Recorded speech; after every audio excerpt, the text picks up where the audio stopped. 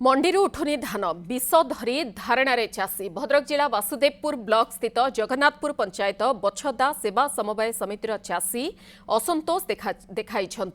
मंडी धान उठुन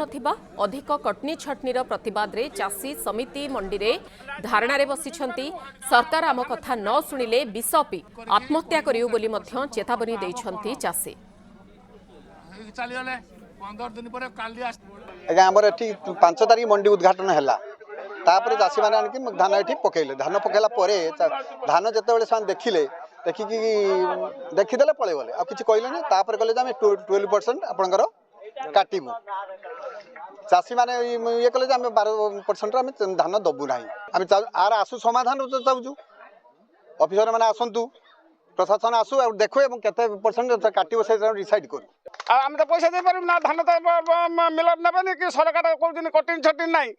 देखा मन शासन करके आसिक 12 किलो 13 किलो काटुनी जे भी बुरा दौरान से बुरा रास्तार बोई बोईका धान आसिक सोसाइटी धरला बेलू ता 10 किलो धान पलाऊँगी सी बुरा दौरान 50 पट को 28 किलो ये मैंने काटुन 35 किलो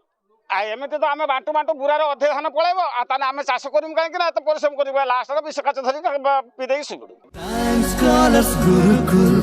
प्राइम स्कॉलर्स गुरुकुल एक ख्वाहिश है मन में मिल जाए आसमान एक ख्वाहिश है मन में मिल जाए आसमान ये जिंदगी जो दिया रब तेरा शुक्रिया चुनना है जो तारों को नहीं